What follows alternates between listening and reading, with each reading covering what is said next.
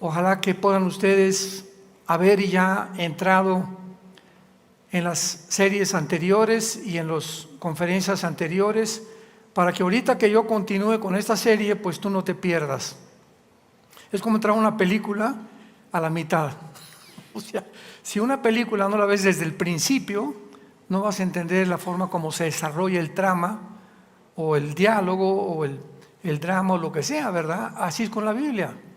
Si tú antes no tienes la diligencia y la perseverancia de estar entre semana estudiando la palabra, oyendo la palabra día y noche, cuando vas manejando, antes de acostarte, dormirte con la palabra, no puedes avanzar en la vida. Y quiero decirles que se viene como un tsunami. Los vientos que están soplando contra el mundo vienen con una maldad inimaginable. El mundo está verdaderamente a la orilla de un abismo. Y hoy más que nunca necesitamos la palabra de Dios. Abran sus Biblias en la primera carta a los Corintios, capítulo 15. Primera de Corintios, capítulo 15. Y vamos a ver en primer lugar que esta doctrina del rapto de la iglesia es una doctrina que ha sido controvertida, atacada, calumniada, y han llegado inclusive a decir, ¿verdad?, tantas voces que oímos en las redes sociales y en el mundo, y espíritus engañadores que están por todos lados impidiéndonos que lleguemos al conocimiento de la verdad, que ni siquiera está el rapto en la Biblia. Otras versiones que he escuchado es que lo inventó un hombre llamado John Derby hace 2 siglos, porque antes de hace 2 siglos nadie había predicado el rapto. Y esto históricamente es muy fácil de debatir, porque tanto Eusebio como Irineo, padres de la iglesia, mencionaron el rapto. Así que esta corriente de pensamiento que el rapto antes de 2 siglos, hasta que John Darby y la Biblia Scofield pusieron de moda, pues es absurdo, ¿verdad? Porque más que cualquier otra cosa, cuando hablamos de esta manera, estamos poniendo en duda el carácter de Dios. Así que cuando alguien dice, es que el rapto no existe, ni está en la Biblia, o fue inventado hace 2 siglos, bueno, arráncale a la Biblia las páginas donde se menciona claramente esta doctrina que se llama el arrebatamiento de la iglesia, para que estés contento y sigue leyendo el Calimán. Entonces tenemos que ser realistas, ¿verdad? Tenemos que ya cobrar conciencia de lo que es verdad y lo que no es verdad. Ya muchos cristianos tienen que tener ya el discernimiento de poder distinguir la verdad del error, lo que es mentira, lo que es falso, lo que es amargo, lo que es dulce, porque si no llegamos a ese punto ya de poder definir y poder claramente decir esto no es o esto sí es, pues entonces es una mente reprobada, una mente que no ha sido restaurada. Y aunque te digas que eres cristiano, realmente cuando venga Cristo no te vas a ir en el arrebatamiento de la iglesia. Y desgraciadamente muchas personas en la iglesia van a caer como las opiniones que hubo ahora con los Juegos Olímpicos en París. La esposa del presidente Biden dijo, qué maravilloso apertura de los Juegos. O sea, una persona que se expresa así, cuando el deporte lo mezclan atacando una religión, pues es una persona reprobada de la mente. Cuando dicen, es que esto es arte, o sea, llamarle arte a la última cena con una señora gorda, transgénero, judía por cierto, con un niño y con una persona detrás con sus órganos genitales de fuera, y llamarle eso arte y tratar de corromper de una forma tan inmoral y desprestigiar más que cualquier otra cosa al cristianismo, ¿qué tiene que ver con el deporte, verdad? ¿Por qué no desprestigian al hinduismo? Pregúntate esto. O al Islam, o a cualquier otra religión. ¿Por qué tiene que ser el cristianismo el centro del ataque? Ahora tenemos algo de comprensión, porque si realmente el cristianismo contiene la verdad y existe una entidad espiritual que se llama Satanás, es lógico que su principal meta y blanco sea la verdad. tratar de evitar que la verdad sea escuchada en el mundo.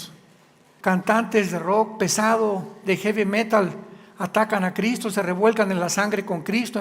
¿Por qué no lo hacen con Mahoma, con Zoroastro, con Mahatma Gandhi, con cualquier otro líder religioso? ¿Por qué siempre es la Biblia y el cristianismo el centro del ataque? Pregúntate eso, porque es la verdad. Y el diablo odia la verdad.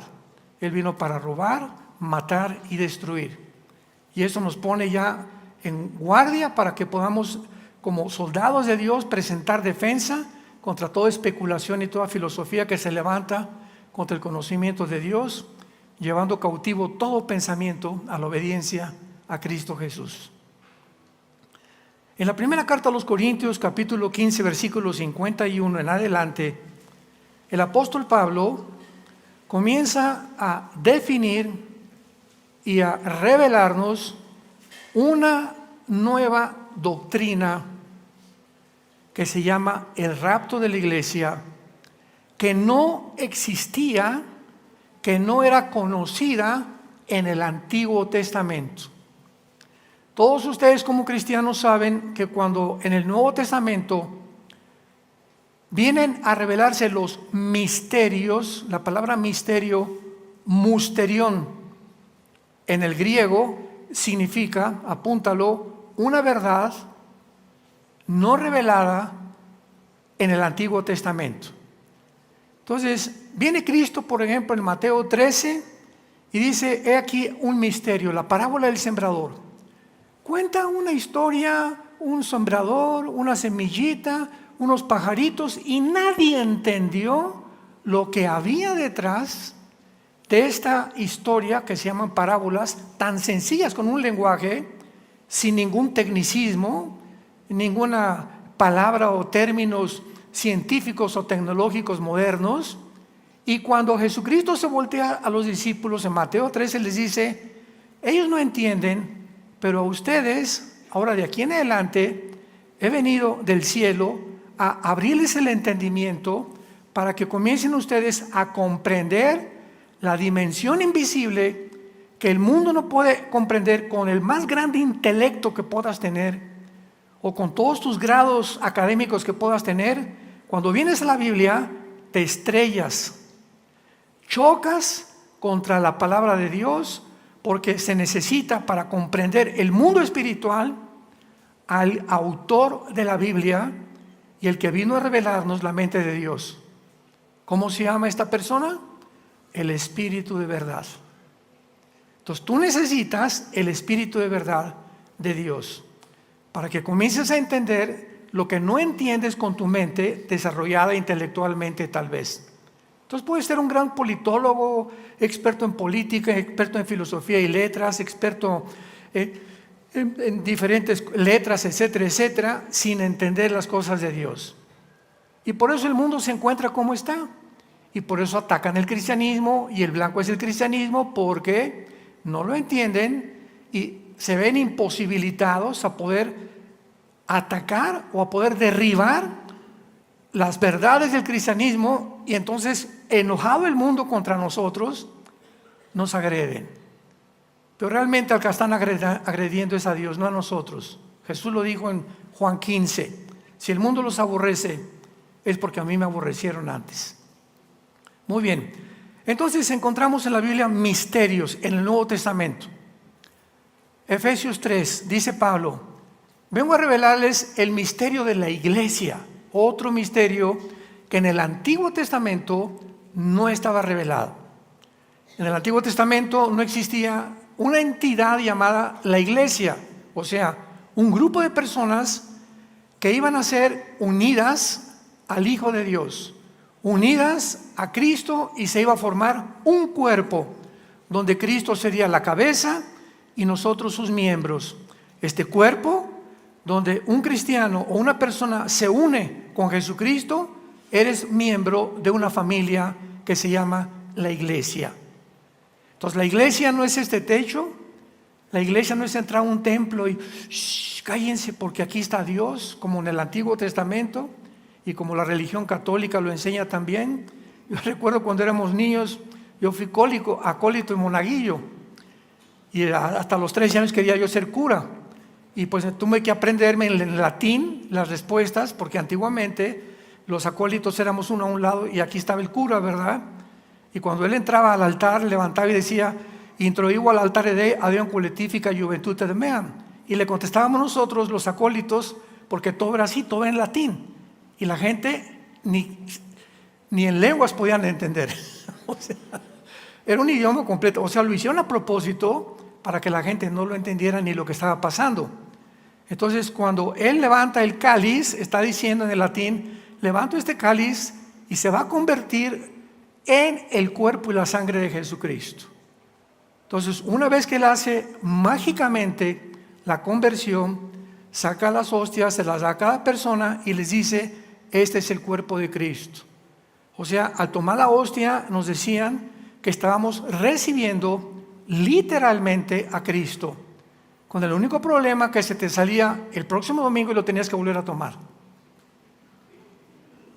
Cuando vienes a la Biblia, Jesús dijo: he venido para que tú puedas tener la vida eterna, y el momento en que tú me recibes, para toda tu vida estás sellado con el Espíritu Santo. No necesitamos cada domingo estarlo invitando a nuestra vida. Es una vez y para siempre. Entonces la iglesia era un misterio, porque en el Antiguo Testamento era un pueblo, un reino que se llamó Israel, que Dios los mandó para que dieran testimonio de sus leyes morales, sus leyes civiles y sus leyes de la santificación. Israel fracasó rotundamente, porque cuando el Mesías viene, lo rechazan, lo crucifican, y todavía Israel hasta este momento se encuentra bajo una grande maldición. Entonces, cuando hablamos nosotros de Israel, tenemos que tener cuidado de qué personas estamos hablando como Israel, porque dice la Biblia en Romanos 2, Romanos 4, etcétera, etcétera, que un judío no es el que desciende de Abraham, sino el verdadero Israel son los judíos que han aceptado a Yeshua. Y en ese momento, ese judío, aunque sea étnicamente, pasa a la familia de Dios, y la iglesia ya no es judío, ya no es griego, ya no es gentil, ahora todos somos un cuerpo. Pero el plan de Dios nacional para Israel no ha fracasado. Romanos 9, 10 y 11. Cuando venga el Mesías en la tribulación y se conviertan todos los judíos, los que lo van a aceptar, ese es el Israel por el cual Dios mantiene como un remanente, como dice Romanos capítulo 11. Entonces damos lectura al versículo 51 del capítulo 15 de 1 Corintios. He aquí les digo un misterio. Quiero en este momento, dice Pablo, darles a conocer algo que nadie conocía.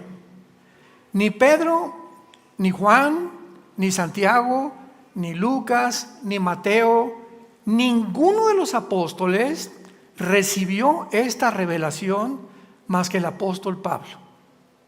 A él fue a quien Dios escogió para darle a conocer el misterio de lo que vamos a leer. He aquí les voy a contar algo que no estaba revelado en el Antiguo Testamento. ¿Qué es Pablo?, nos preguntamos, y la respuesta es que no todos vamos a morir. ¿Cómo? La palabra dormir se usa en el Nuevo Testamento como un intercambio para la palabra muerte. ¿Pero por qué se usa dormir? Porque hoy en la noche me acuesto y cierro mis ojos o tus ojos y entramos en un mundo de inconsciencia, donde la conciencia desaparece. Dormido no estoy consciente de lo que está pasando, pueden entrar a mi cuarto, pueden salir, etcétera, etcétera, y no me doy cuenta de nada, porque estoy inconscientemente sumergido en otra dimensión. Pero alguien llega y me echa un vaso de agua fría, abro mis ojos y regreso a la conciencia. ¿Me van siguiendo? Entonces, la persona que está dormida no está muerta. ¿Por qué? Porque aunque esté inconsciente de la conciencia, sigue completamente con vida. Y así son los muertos. El día que tú te mueras, en el momento en que tú cierres los ojos, en ese momento el cuerpo se queda ahí y tú te sales del cuerpo, Pero en el momento en que tú mueres, sigues vivo. No podemos morir. Seguimos vivos. Como dijo el gran predicador Billy Graham, cuando yo muera, no digan que estoy muerto, digan que estoy viviendo. Entonces te pueden meter en el cajón y la gente llorando el protocolo que se sigue en los panteones y todas esas cosas, y el difunto ni te escucha. Ya no sabe, te puede decir al panteón a llevarle flores a doña Chole, ¿verdad? Y doña Chole ya ni siquiera está ahí y las flores se van a podrir. Como el cuento una vez que les dije de la India María, ¿se acuerdan? El Día de Muertos se celebra, donde todos por el paganismo y la ignorancia de la Biblia, pues van a los panteones y le llevan. Entraba la señora Pompidou con un ramo de flores al panteón a llevarle a su muertito, y vio a la India María sentada con una olla de mole y le preguntó: India bruta, ¿cuándo crees que tu muertito se va a comer el mole? Y la India María le contestó: cuando venga el suyo por las flores. O sea, tanto los cultos, ¿verdad?, como los incultos, la gente educada como la gente maleducada, están sumergidas en un paganismo completamente. ¿Por qué? Por ignorar que cuando morimos no estamos ahí. Un cristiano nunca regresa a un panteón, porque no hay nadie ahí, ni te está oyendo tampoco. Entonces es inútil, ¿verdad? Son tradiciones que se usan a través del comercio para beneficiarse. Entonces es importante que entendamos que va a haber una generación de personas cristianas que no vamos a experimentar lo que es morir. Imagínense nada más esto. ¿Puede ser tú o yo? Que no vamos a experimentar lo que es morir. Entonces, ¿cómo nos vamos a reunir con Cristo? Momentito, vamos a seguir. Pero todos seremos transformados. Hay muy pocos de ustedes que trajeron la Biblia, porque me siguen mirando cuando estoy hablando. Qué triste. Venir a la iglesia sin la Biblia, no vas a seguir avanzando en el cristianismo nunca. No todos vamos a morir, pero todos vamos a ser transformados. En un momento, en un abrir y cerrar de ojos, a la final trompeta, porque se tocará la trompeta y los muertos serán resucitados incorruptibles y nosotros seremos transformados. Dice Pablo, cuando esto suceda, lo vamos a ver más adelante en la primera carta a las Tesalonicenses, capítulo 4, cuando Cristo venga, si murió tu mamá ayer, o tu hijo hace una semana, o tu abuelita hace 30 o 40 años, todos los que murieron antes de nosotros, cristianos, ellos van a resucitar primero que nosotros. Entonces, si viene Cristo ahorita en 10 minutos, todos los muertos en las tumbas van a levantarse, los cristianos, y luego, después de que ellos resuciten, como nosotros estamos vivos, en milésimas de segundo seremos transformados. La gente no va a notar esto, nuestras ropas se van a caer, 1,000 millones de niños van a desaparecer de las cunas y de las escuelas primarias, porque todos los niños se irán al cielo. Habrá aviones chocando porque los pilotos desaparecieron, un congestionamiento de tráfico en las carreteras porque choferes desaparecieron. Va a haber un caos internacional porque millones de personas han desaparecido y la gente tiene que darles una explicación ante la desaparición que va a causar este pánico y este terror en el mundo. Lo único que van a decir es que vinieron los platillos voladores por nosotros. Por eso la aparición desde 1946 del fenómeno OVNI.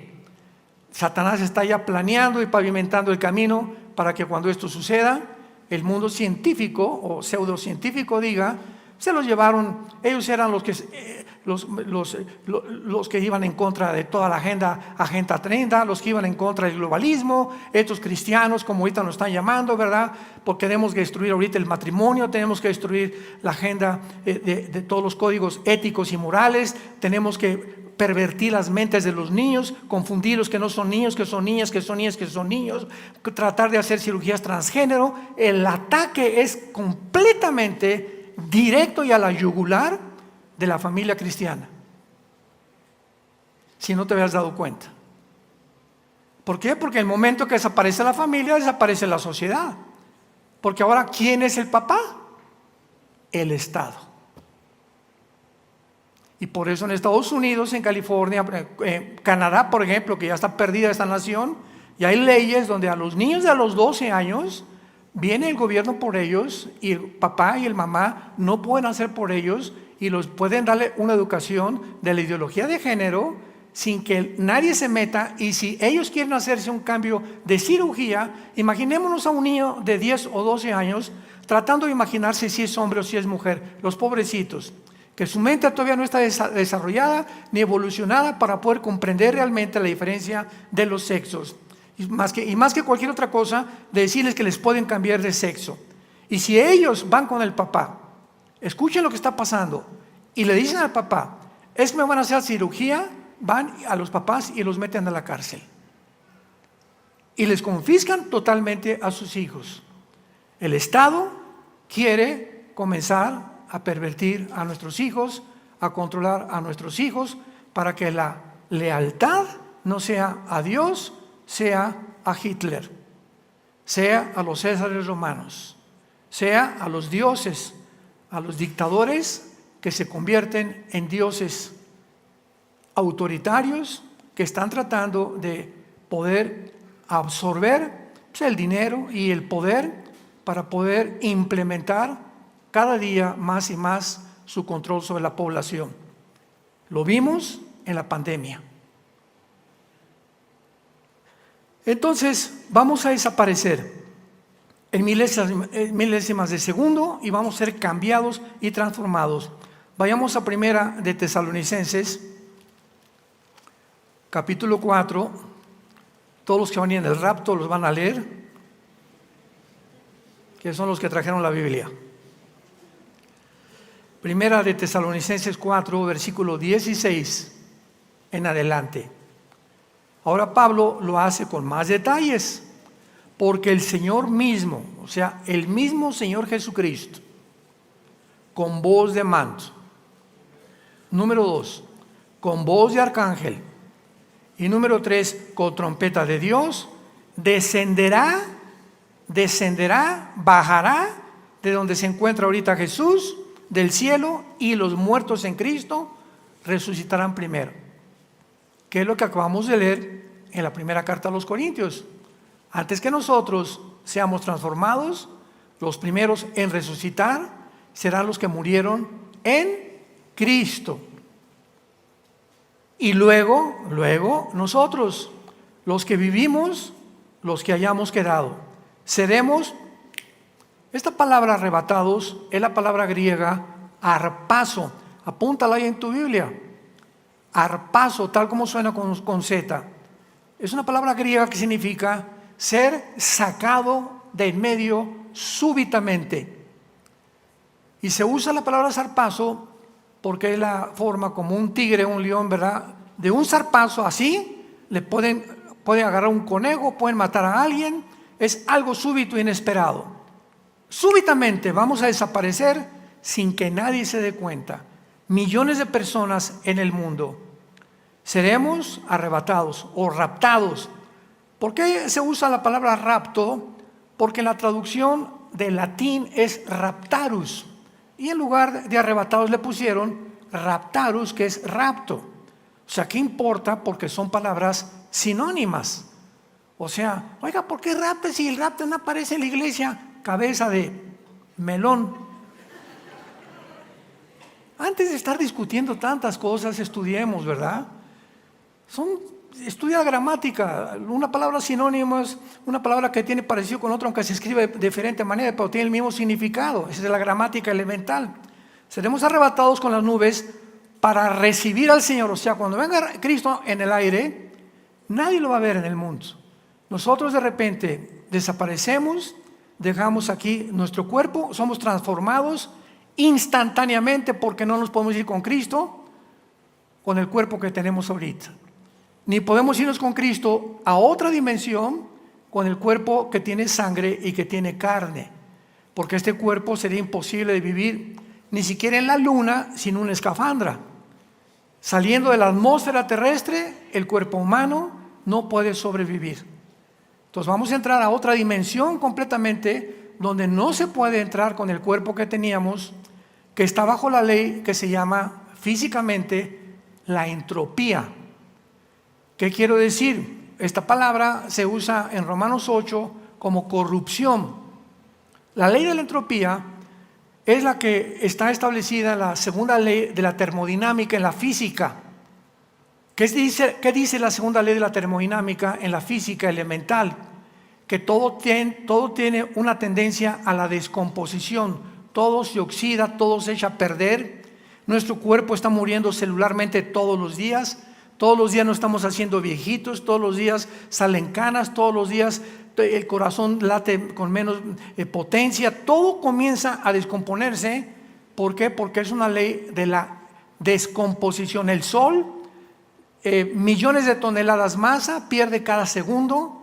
Todo en el universo está regido bajo la ley de la entropía, o la segunda ley de la termodinámica, que la Biblia llama la corrupción. Entonces, cuando nosotros seamos llevados con Cristo, tenemos que tener otro cuerpo donde esta ley de la corrupción ya no afecta ni opera en nuestro nuevo cuerpo, porque el nuevo cuerpo que tengamos será eterno. No volveremos jamás a morir. Y viene Jesucristo y nosotros lo encontramos en el aire. Mucho cuidado aquí. En el rapto, Cristo no baja a la tierra. Esto es importante porque vamos a distinguir más adelante la diferencia entre el rapto y la segunda venida. Porque muchos dicen que el rapto y la segunda venida es el mismo evento, y que el rapto sucede hasta que Jesucristo regrese al mundo. Vamos a ver que esto no es verdad bíblicamente. Entonces, en el rapto viene Jesús y nosotros salimos del mundo y lo recibimos a Él en el aire. En la segunda venida, Zacarías capítulo 14, 2 al 4, Él baja con nosotros al monte de los olivos y pone sus pies en el monte de los olivos. Tenemos que estudiar la Biblia para que veamos todas estas distinciones tan importantes. Entonces, dice a continuación, los que hayamos vivido seremos arrebatados y así estaremos siempre con el Señor. Por tanto, póngase a temblar, porque viene el anticristo. ¿Eso dice? O sea, ¿qué caso tendría Cristo de espantarnos y decirnos, verdad? Antes que venga por ustedes, viene el cuco. Viene un dictador mundial y van a pasar ustedes una gran tribulación. Al contrario, dice, en vista de esto, aliéntense unos a otros. Nos conforta el Señor. Lo mismo que en Juan 14, antes de morir les dijo a los discípulos, estaban los discípulos temblados, llenos de estrés. ¿Qué va a pasar? Eso no es el Mesías, ¿nos va a liberar de Roma o no? Y entonces Jesucristo, conociendo el estado cognitivo en que los discípulos se encontraban, les dice, si creen en Dios, crean también en mí. En la casa de mi Padre muchas moradas hay. Voy a preparar lugar para vosotros, porque si me fuere, vendré otra vez y os tomaré a mí mismo. Ahí está la palabra paralambano en el griego. Os tomaré, o sea, los sacaré para que donde yo esté, ustedes también estén. Entonces, un cristiano no puede estar ansioso ni lleno de estrés. ¿Qué va a pasar mañana? Y el dólar ya va a caer, y el petróleo va a subir, esto y el otro. Y ahora, mi dinero, ¿en qué lo voy a invertir? Pues voy a tratar de comprar más oro, más plata, como está el mundo ahorita como loco, sin darnos cuenta que nosotros nos regimos por otra manera de vivir. El mundo dice, compra ahora para que puedas realmente mantener tus ahorros, y Dios dice, da la obra de Dios y nunca te faltará nada.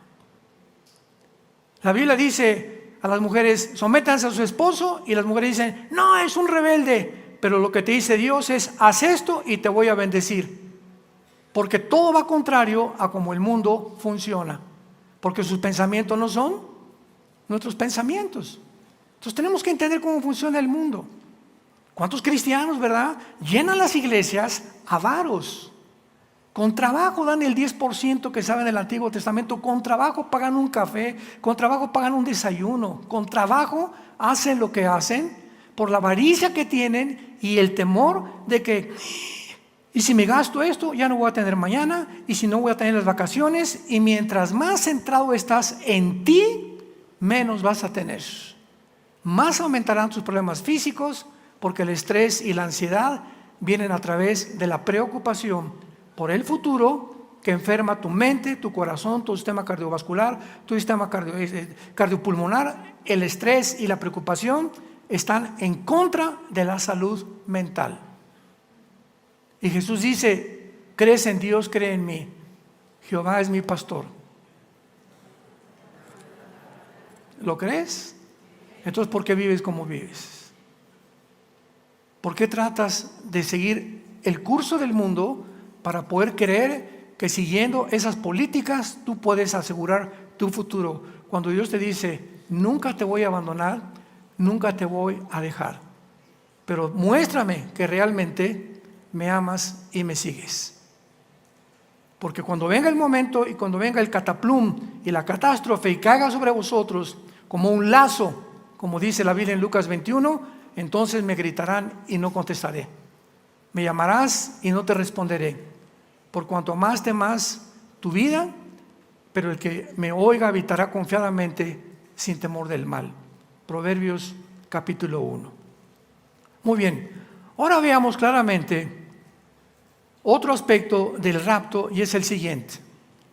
Independientemente de que históricamente ya vimos que es imposible estar diciendo que el rapto fue inventado con un señor Scofield y por un señor John Darby hace dos siglos, etcétera, etcétera, hay otra controversia respecto a esta doctrina, porque en la Biblia todo va a ser atacado. Todas las cartas de la Biblia del Nuevo Testamento son para combatir herejías. Gálatas, Filipenses, Efesios, 1 Corintios, 2 Corintios, 1 y 2 de Tesalonicenses, 1 y 2 de Timoteo, 1, 2 y 3 del apóstol Juan, Judas, todas las cartas de los apóstoles desde que Jesucristo vino al mundo y se fue, inmediatamente se volcó sobre el mundo espíritus engañadores, Satanás con los principados satánicos para tratar de impedir que esas verdades, que esos 12 apóstoles que les costó la vida, pudieran avisarle al mundo, Jesús vive, hay resurrección de muertos, esta vida no lo es todo. Tenían ellos que impedir que este mensaje fuera escuchado. ¿Y cómo lo podían impedir? Introduciendo en las iglesias falsos maestros.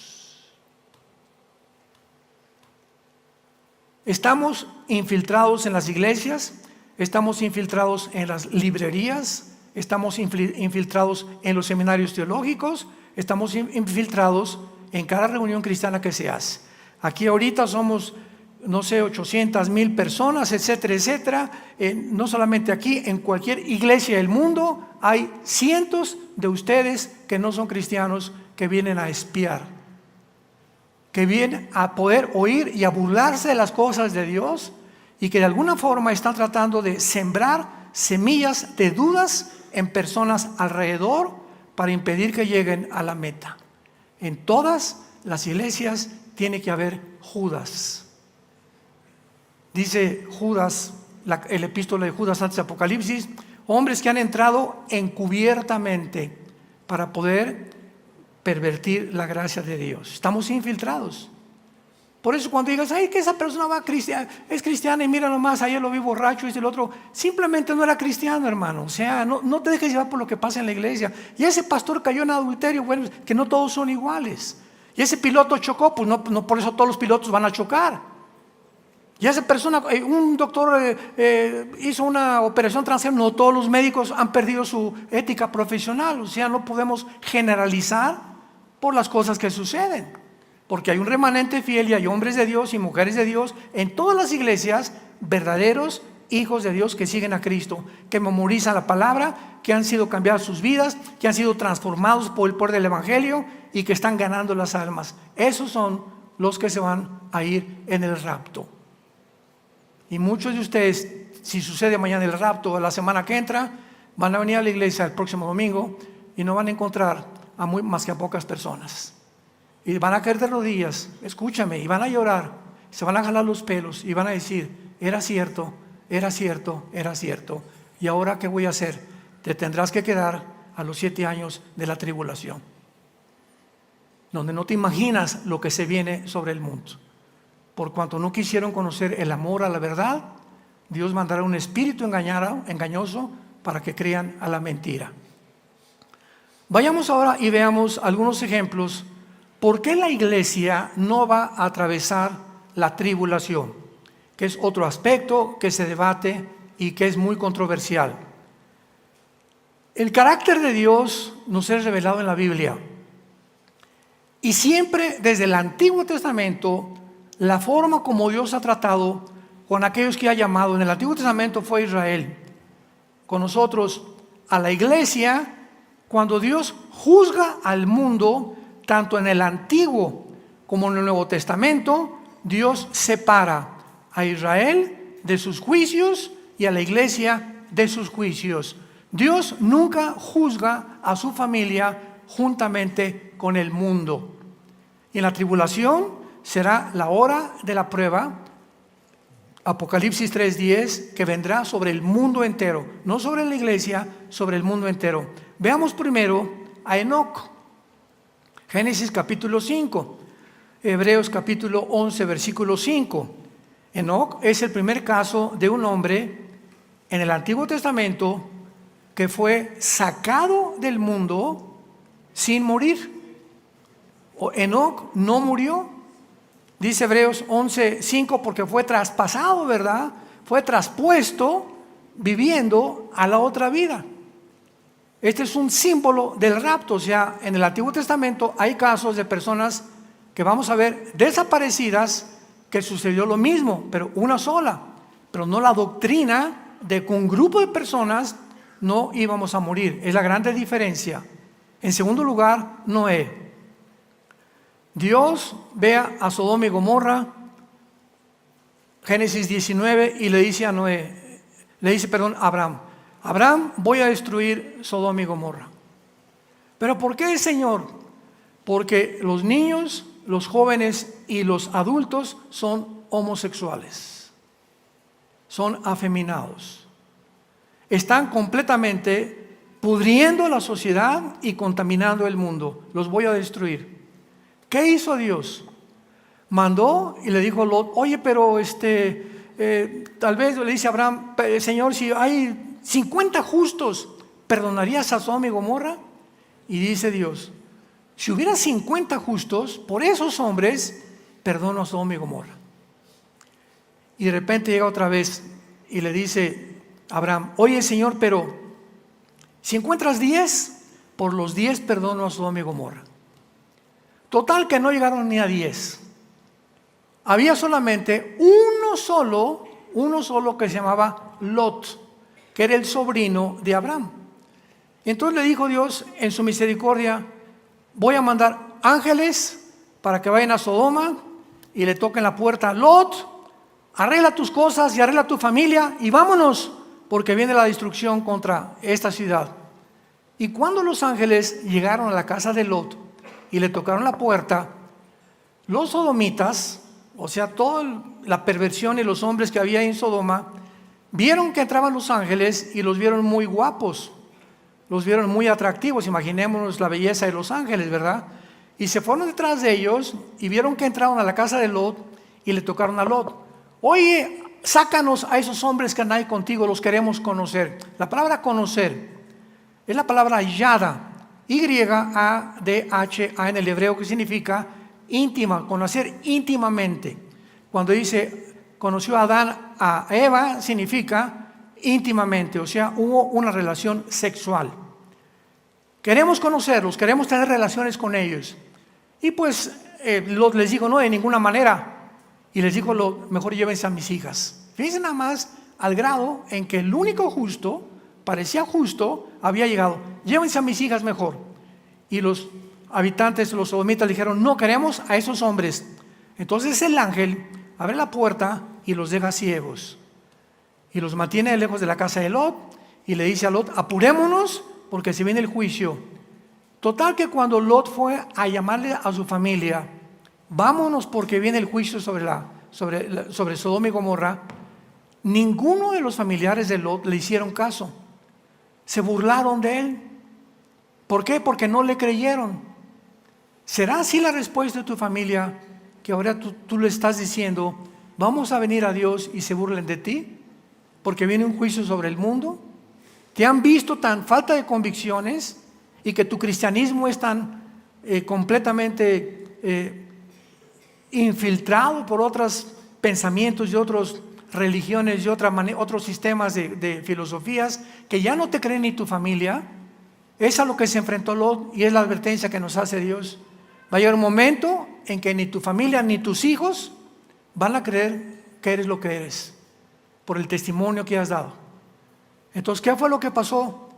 La mujer salió, la esposa de Lot, y le dijo el ángel a toda su familia, cuando los saque de Sodoma, ninguno de ustedes voltee hacia atrás, porque el que voltea hacia atrás, algo le va a pasar.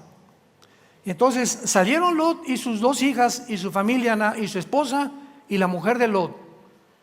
Lucas 17, volteó para atrás, porque la mujer de Lot tenía su esperanza en el salón de belleza, en las uñas, en todo lo que era la prosperidad. O sea, el corazón de la mujer de Lot estaba en el mundo.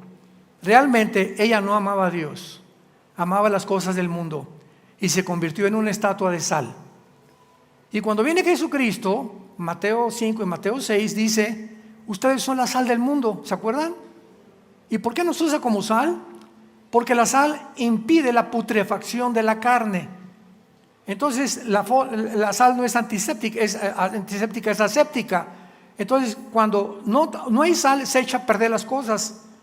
¿Qué significa que Jesús le haya dicho, acuérdense de la mujer de Lot? En Lucas 17, acordémonos de la mujer de Lot. Significa que cuando Él venga, muchos cristianos, sus ojos no van a estar esperándolo. No tienen esta esperanza de que venga Jesucristo, por eso no purifican sus corazones ni tienen temor de Dios. Sus ojos siguen en el dinero, en hacer dinero, en la política, en prosperar. El que no tranza no avanza. En los placeres, el sexo, la pornografía, están completamente absorbidos y atados, esclavizados en una cárcel de sus propios placeres. Y cuando venga Cristo, se convertirán en estatuas de sal, o sea, no servirán para nada. Porque ya la esposa de Lot, ¿verdad?, convertida en estatua de sal. ¿Qué significa una estatua de sal? Que aunque tenga por afuera el elemento de la sal, ¿verdad?, ya ella no puede hacer nada, paralizada completamente de sus funciones. Jesús dijo, si la sal no sirve, ¿con qué será salada? Si tú en tu familia no eres una influencia, ¿quién podrá influir a tu familia entonces? ¿El vecino? ¿El gobierno? ¿Cómo están los gobiernos actualmente? Nosotros somos la sal. Con nuestro testimonio estamos impidiendo que mi esposa, mis hijos, mis vecinos, ¿verdad?, todo el círculo a mi alrededor, en mi trabajo, mi bufete jurídico, mi consultorio médico, mi taller de carpintería, mi taller de plomería, mi influencia, mi testimonio, que hablo de Cristo, que la gente me ve que tengo algo diferente en lo que pensar, está impidiendo el juicio de Dios. Y hasta que Lot no salió de Sodoma, no cayó fuego y azufre sobre Sodoma y Gomorra. Otro caso, Noé. Noé, dice la Biblia en Génesis 6, 10 y 11, el mundo está completamente en la violencia y en la inmoralidad también. Tenemos que volver a restaurar a la raza humana. Noé construye un arca y vas a entrar tú, tu esposa, tus 3 hijos y tus 3 nueras. 8 personas en total. Y hasta que no estés dentro del arca, no va a caer el diluvio universal, porque fue un diluvio global. La arqueología y la paleontología nos dan testimonio de estos milagros de la Biblia. En las colinas y en los montes más altos como los Himalaya, como el Everest, han encontrado coralíferos, ¿verdad? Han encontrado conchas que nadie explica cómo llegaron a esas puntas. La Biblia lo explica. Hubo una época en la que el mundo fue completamente cubierto, a las montañas más altas, por las aguas. Pero Dios sacó a Noé y a su familia y los salvó. Otro caso, ¿verdad? Génesis 12. Viene la última plaga contra Egipto y le dice Dios a Israel: maten, ahí nació la Pascua, maten un cordero y pongan la sangre en las dinteles de la puerta, arriba, abajo y a los lados. Y cuando el ángel de la muerte pase sobre Egipto y vea la sangre, pasará sobre tu casa y no tocará a tus hijos primogénitos.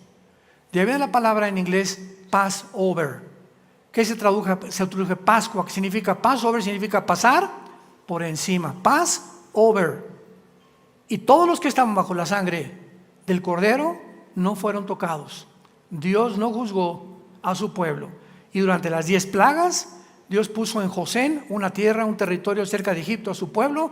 Mientras en Egipto había oscuridad, ellos tenían luz. Cuando no tenían comida, ellos tenían comida. Cuando había pulgas y había ranas y había piojos y había agua contaminada, su pueblo comía y bebía y no tenía enfermedades. Porque Dios hace diferencia entre el juicio del mundo y el juicio de su pueblo.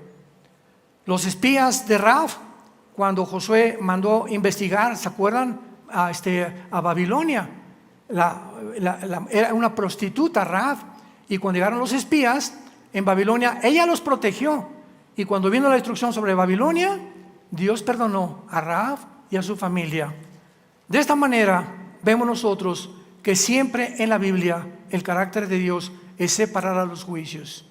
La tribulación será un juicio que es en contra del mundo. Veamos esto y respaldémoslo con más versículos de la Biblia en la primera carta a los Tesalonicenses, capítulo 1. Dice así, primera de Tesalonicenses, capítulo 1, versículo 10. Y esperar de los cielos a su Hijo, al cual resucitó de los muertos, a Jesús, a quien nos libra de la ira. No es que Dios dice que todos vamos a pasar tribulación y en el mundo tendremos tribulación. Aquí está hablando el apóstol Pablo de una ira que iba a venir sobre el mundo, futura. ¿Cuál es esta ira? La única que viene es la tribulación, porque nosotros ya no estamos bajo la ira de Dios, como lo vamos a ver. Cuando Cristo muere en la cruz, Dios descarga su ira sobre su Hijo. Dios descarga su enojo sobre su Hijo. Dios no escatima a su Hijo, Dios no perdona a su Hijo para perdonarnos a nosotros. Romanos 8, el que no perdonó a su Hijo, ¿no nos hará todas las cosas? ¡Qué grande amor! No perdonó a su Hijo para que tú y yo pudiéramos vivir. Entonces la ira de Dios la lleva el Hijo, se llama la muerte sustitucionaria, la muerte vicaria o la muerte expiatoria teológicamente de Cristo. El justo muere por los injustos. Y a nosotros se nos imputa, recibimos una justicia que no es de nosotros, una santidad que no es de nosotros, una posición que nunca hubiéramos podido ganar porque alguien en la cruz pagó por ella, por ti y por mí. Y por eso no estamos ya bajo la ira, estamos bajo la gracia, bajo la misericordia de Dios. Nos libra de la ira futura. Vean lo que dice Romanos capítulo 5, otro pasaje semejante. Romanos 5, versículo 9. Pues mucho más, estando ya justificados en su sangre, por él seremos salvos de la ira. Vayamos al Apocalipsis ahora. Y todos estos pasajes nos muestran claramente que la iglesia no puede atravesar la ira de Dios, ni la tribulación. Y los que lo afirman de forma opuesta, les falta muchísimo estudiar la palabra de Dios. Dice Apocalipsis 3, versículo 10: por cuanto has guardado la palabra de mi paciencia, yo también te guardaré. ¿De qué cosa? Habla de un período específico. Viene sobre el mundo una hora de la prueba. Nosotros ya fuimos probados, nosotros ya fuimos justificados, nosotros ya fuimos santificados por la sangre del Hijo de Dios y por la santificación del Espíritu Santo. Entonces, esta hora en la que va a ser probado el mundo, lo dice, la hora de la prueba que vendrá sobre el mundo entero para probar a los que moran sobre la tierra. Entonces, la promesa es verdad, vamos a ser guardados, vamos a ser protegidos. Unos dicen, bueno, aunque estemos en la tribulación, pero no nos van a tocar los juicios. Mira, lee el capítulo 9 de Apocalipsis y vas a ver que se vienen billones de demonios sobre el mundo, picoteando a todos los que no puedan, a todos los que no tienen el sello de Dios. Vendrán los ángeles caídos, habrá híbridos, habrá quimeras, o sea, cambios de ADN, de experimentos que hicieron con la inteligencia artificial. Será un mundo completamente terrorizado, horrorizado por lo que va a venir. ¿Dónde te vas a esconder? No es que aunque estemos en la tribulación no nos van a tocar las plagas, cuando más de la mitad del mundo va a morir. Solamente en el cuarto sello, Apocalipsis 6, 7 al 8, una cuarta parte de la humanidad muere. Apocalipsis 9, una de las trompetas, otra tercera parte muere. Ahorita somos 8,000 millones de personas. Cuando venga la tribulación, cuando venga Jesucristo y regrese con nosotros ya para establecer su reino mesiánico en el mundo, habrá aproximadamente una tercera parte de sobrevivientes en el planeta Tierra. Tú ni en Toluca vas a estar, porque Toluca va a desaparecer completamente. Todo el continente americano va a ser completamente borrado del mapa. Muy bien, dado que tenemos estas promesas, ¿cómo no haríamos firme nuestra vocación y elección? Porque todo aquel que tiene esta esperanza, 1 Juan 3:3, se purifica a sí mismo, así como Dios es puro. Creo, amado santo de Dios, amados santas de Dios, que es el tiempo que hagas firme tus convicciones. Es el tiempo en que realmente te arrepientas de tu vida. Si has llevado un camino hasta ahorita de un cristianismo doble, un cristianismo carnal, un cristianismo donde llegas el domingo y alabas a Dios y de lunes al viernes eres el anticristo en tu casa, en tu trabajo, sigues con tu avaricia, sigues con tus paranoias, no puedes ni siquiera dormir, la forma como vives con tu esposa, cómo tratas a tus hijos, cómo tratas a tus padres. Tú a jóvenes les estoy hablando. Tienen relaciones ustedes como jóvenes sexuales antes de casarse y dicen que son cristianos y vienen a la iglesia. ¿Sabes una cosa? Arrepiéntanse. Arrepiéntanse porque el juicio viene. El juicio viene y el juicio ya está a la puerta. Te damos gracias, Señor, en esta mañana por tu palabra. Porque ahora más que nunca debemos de guardar nuestra salvación. No viviendo como vive el mundo, Señor, y recordando que en cualquier momento vienes por nosotros sin advertencia. Mirad también, dice la Biblia, por vosotros mismos, que vuestros corazones no se carguen de glotonería y embriaguez y de los afanes de la vida, y venga de repente sobre vosotros como un lazo el arrebatamiento de la iglesia. Velen pues en todo tiempo orando por todos los santos con toda oración y súplica en el Espíritu, para que sean tenidos por dignos, para que seas tomado por digna de recibir al Señor. Porque no todo el que me dice, Señor, Señor, entrará al reino de mi Padre. Ya ancha es la puerta que conduce a la perdición, y la mayoría van por ella. Angosto y estrecho es el camino y la puerta que conduce a la salvación. Y en verdad os digo, dice Jesús, muy pocos entran por esta puerta. En esta mañana, recibe a Jesucristo. Ustedes que nos ven por la televisión, si no tienes a Jesús en tu vida, y dile, Señor, perdona mis pecados.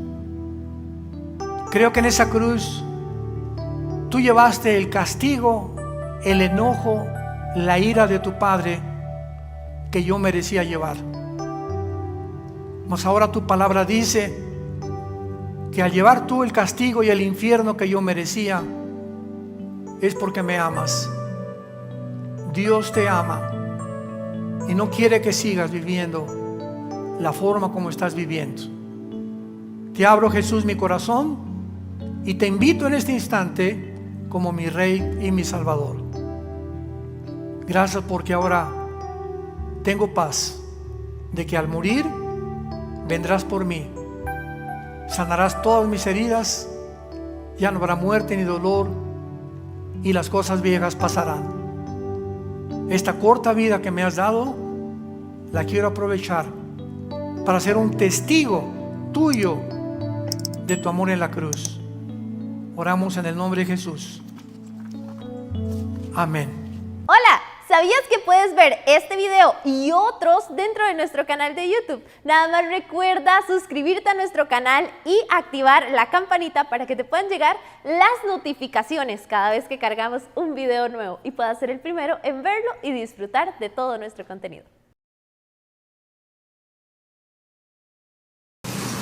Reciban un cordial saludo, bienvenidos a esta edición de Aquí Entre Nos. Y bueno, esta vez tengo el privilegio, imagínense qué emocionado me siento, pues estoy aquí en Dallas y junto al pastor Armando Alducin. Jonás, ¿cómo está? Así que emocionado, siempre lo presento desde allá, desde Costa Rica. Igual es un privilegio compartir, ¿verdad?, el programa con usted, pero ahora aquí al lado suyo, pastor Alducin, qué bueno tenerlo. Al contrario, privilegio para mí estar con ustedes. Hasta saco se puso, ¿no? Sí, no, yo. Ustedes se pusieron de negro, no me dijeron que íbamos a hacer aquí como el trío Los Panchos. Bueno, nuevamente la bienvenida al programa. Pastor, qué bendición tenerlo. Y quería hacer unas preguntitas antes de entrar, aunque háblenos del tema, Roger, y tal vez dónde puede la gente irlo descargando, porque son 5 páginas esta vez. Sí, de hecho aquí el pastor Alducin nos decía, bueno, si no nos alcanza en una, lo hacemos en 2 partes, pero lo bueno es que usted lo puede estar siguiendo, y hay un documento que siempre muy gentilmente el pastor Alducin comparte con nosotros, Israel, ¿verdad?, la higuera de los últimos tiempos, hablando de todas las señales y las profecías, ¿verdad?, que se hablan en la Biblia, y sobre todo en Mateo 24, muy interesante este tema, así que usted lo puede descargar en el más 1-469-781-1000, al pie de la pantalla está apareciendo el número ahí para que ojalá ya usted lo tenga entre sus contactos. Y en la zona de descargas, usted despliega ese menú y ya va a aparecer el primer documento, ¿verdad?, que está hablando Israel, la higuera de los últimos tiempos, y usted va a poder seguir. Esto es un documento hoy bastante amplio, y algo que me gusta mucho es que don Armando siempre, ¿verdad?, obviamente es tema central la Biblia, y muchos versículos bíblicos que acompañan todo el estudio que él hace, para que usted lo tenga y pueda compartirlo ahí con sus amigos y lo genere ahí conversación. A veces se habla de tantas cosas, es mejor hablar de la palabra de Dios, ¿verdad, pastor Alducin? Y sobre todo con los tiempos que estamos viviendo, es muy importante, así que usted lo puede descargar. Bueno. Roger, vea, nos van a estar acusando a unir aquí al programa, no al programa, pero van a estar en el estudio los pastores de la comisión que nos acompañan en Dallas, que no te dejaron venir solo y están acompañándote también. A ver, ¿quién va a acompañarnos mañana en el programa de Pregúntele al Pastor, por ejemplo? ¿Quiénes nos van a acompañar mañana? Bueno, está la primera parte, que está el pastor Juan Carlos Sánchez, pastor Mario Vargas, ¿verdad?, de Iglesias Nazarenas, ¿verdad?, denominación, amigos de la casa aquí también, y el pastor Alejandro Castro, de Comunidad Paz, allá en Costa Rica. Y en la segunda parte se nos une el pastor Henry Zúñiga, ¿verdad?, porque es que no nos caben todos aquí, ¿verdad?, y aquí no cabe en la segunda parte el pastor Henry Zúñiga, el pastor Ronald Vargas, presidente de la Alianza Evangélica allá en Costa Rica, y también Pastor Edwin Gómez. Así que mañana va a estar bueno, pregúntele al pastor para que no se lo pierdan. Pero quería preguntarle porque son tiempos políticos aquí en Estados Unidos y sé que a usted le gustó mucho la apologética y entonces... Pensé que decía la política, la apologética, sí. Entonces quería preguntarle, he estado viendo que algunos líderes religiosos, ¿verdad?, han orado, casi profetizado o sellado apostólicamente a los dos candidatos. He visto que algunos lo han hecho por el señor Trump, otros por la señora Kamala. Entonces, no sé, le pregunto a usted, o sea, si fueron casi que profetizados algunos dos, como que algunos dos la profecía va a fallar, porque no pueden los dos, no solo quedan empatados, sino creo que los dos presidentes, ¿verdad? Claro. O sea, alguno de los dos no va a ser presidente, entonces, no sé, yo siempre me pregunto, como cristianos o como líderes, ¿cuál será nuestra responsabilidad en el tema? Bueno, la Biblia es muy clara respecto a que tenemos la responsabilidad, de 1 Timoteo 2, orar por nuestros gobernantes. Es muy importante esto, porque sabemos que en los tiempos que estamos viviendo viene un tsunami, ¿verdad? Viene una tempestad, una tormenta política en el mundo, donde el diablo pues va a tratar de confundir a todos los líderes. Y si este país, Estados Unidos, fue fundado en la palabra de Dios cuando llegaron los peregrinos de Inglaterra al estado de Virginia, a Rhode Island, aproximadamente en 1600, podemos nosotros saber que después de Israel, Estados Unidos fue fundado en la palabra de Dios. Y pues ya tenemos algunos años donde, desde 1973, que se prohibió la oración en las escuelas públicas en Estados Unidos. Después, ya bajo el gobierno de Obama, se legisló completamente ya los matrimonios gay, y así vemos nosotros la descomposición moral que este país ha tenido. Así que ahora tenemos pues a dos candidatos y tenemos que orar. A los cristianos realmente y finalmente tenemos que orar para que no importe el gobierno donde podamos vivir, siempre y cuando el gobierno nos dé libertad de predicar el evangelio de la gracia de Dios. Los apóstoles, ¿bajo qué gobierno vivieron? En Nerón, por ejemplo, que a los 16 años ya era emperador romano, muere antes de los 35 años suicidándose. ¿Cómo persiguió e incendió Roma para que los cristianos fueran culpables y echarlos al Coliseo romano? Y jamás encontramos en la Biblia ningún pasaje donde los apóstoles hablen el mal en contra del gobierno romano. Así que creo que esa debe ser nuestra posición, ¿verdad? Dios está al control de todo, dice en Daniel 2, Él quita los gobiernos, muchas veces de acuerdo al pueblo, como lo hizo con Saúl. El pueblo que no quiso seguir siguiendo a Dios, pues Dios le entregó a Saúl. Y así en nuestra época tenemos que orar, y ya no importa el gobierno que sea, ya sea los demócratas o republicanos, pues tenemos que orar para que podamos seguir teniendo libertad. Y claro que si somos cristianos vamos a votar por la agenda que más tenga cercanía o esté considerando los valores morales y éticos de la palabra de Dios. Estamos claros en cuanto al gobernante, pero el que quiere ser el gobernante, vamos, si usted tuviera, pues las iglesias de ustedes están fuera de Dallas, ¿verdad? Están allá en México, pero digamos, solo suponiendo que usted tuviera una congregación aquí en Dallas, y tanto la vicepresidente Kamala como el expresidente Trump le piden: quiero ir a tu iglesia el domingo para que puedan orar por mí. ¿Cómo sería su oración por ellos? ¿Sería diferente la oración por ella que la oración por él? ¿Con qué responsabilidad siente? Bueno, por ejemplo, en el caso de los demócratas que tienen de candidato a Kamala, y ella nos pediría que hiciera a nuestra iglesia para que oramos por ella, yo no lo haría. ¿Por qué no lo haría? Porque conocemos su agenda, sería una hipocresía. Entonces, sabiendo una agenda en la que ella está en contra de Israel, está en contra de la familia, está a favor del aborto, está a favor de la descomposición del matrimonio, pues ¿cómo la voy a invitar, verdad? O sea... No, ella se invita, digamos, ella se invita. Ella dice, Bueno, si le invita y nos pide afuera de la iglesia que oremos por ella, ¿verdad? O nos pide en algún lugar privado, sí, pero no públicamente, porque sería una hipocresía. O sea, usted no podría orar. O sea, No, yo no podría orar así. Yo antes le pediría que se arrepintiera de su vida y le predicaría el evangelio. wow. Porque, o sea, Dios no es el genio aladino que nos concede todo lo que le pidamos, ¿no?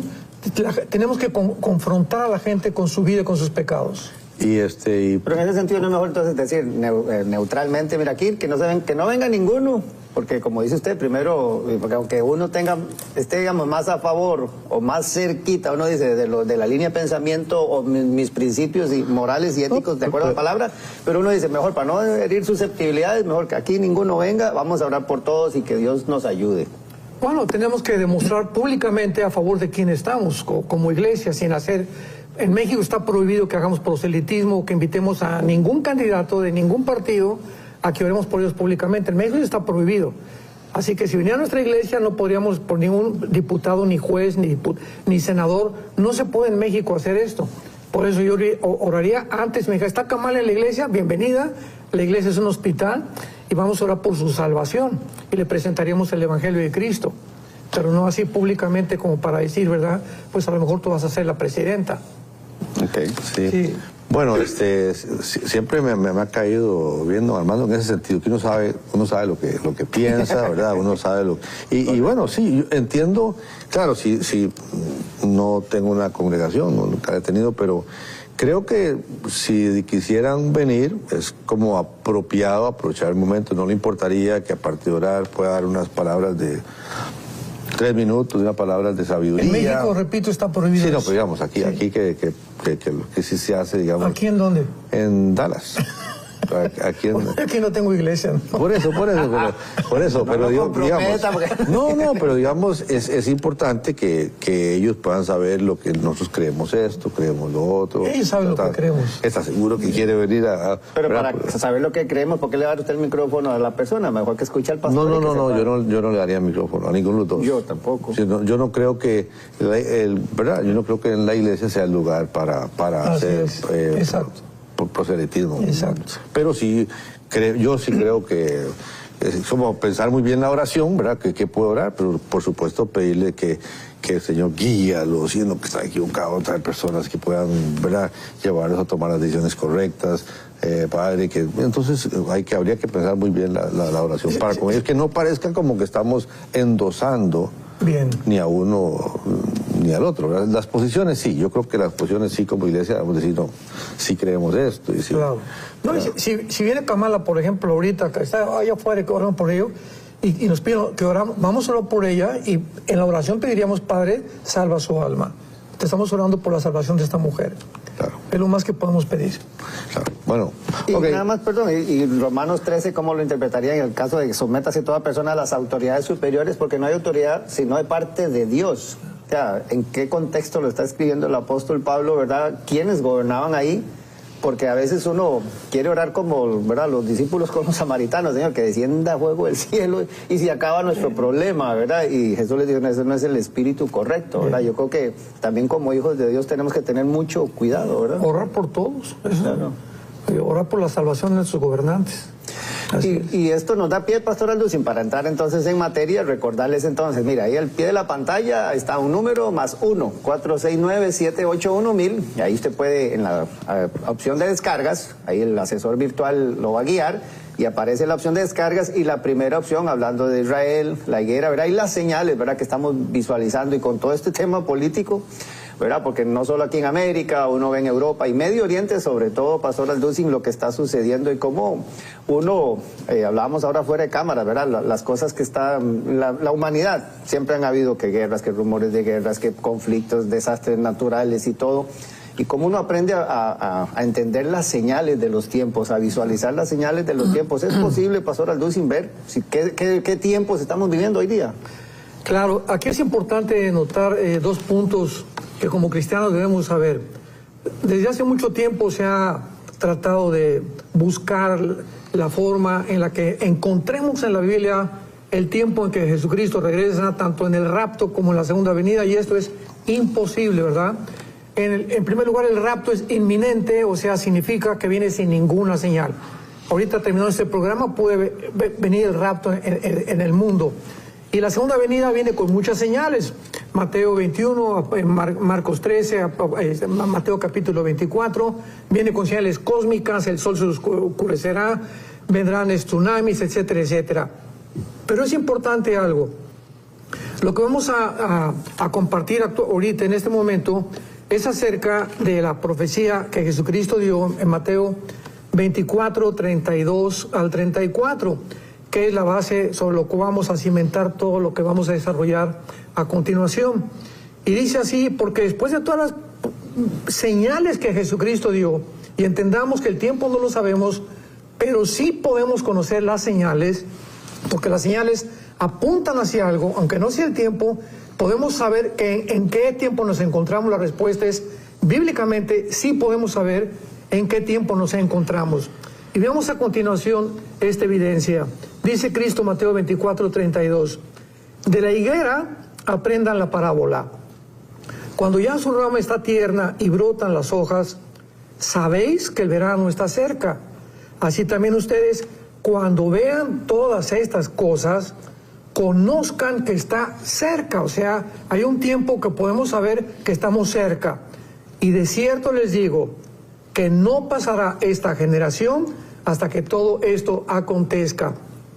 El primer punto que tenemos que ver aquí claramente es quién es la higuera, porque una vez que identifiquemos la higuera o lo que significa la higuera, podemos entender un poco más profundamente las palabras de Jesús.